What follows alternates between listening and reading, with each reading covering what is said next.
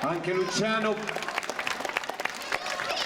è una bella linfa vitale la sua, per la sopravvivenza delle nostre belle consuetudini, quelle legate al ballo ma in particolare al suono, quello di Pau. Mi raccomando, quando vai a Pau fatti tifare da tutto il paese, poi verremo a farti compagnia. Mi fate un bel applauso ancora, grazie.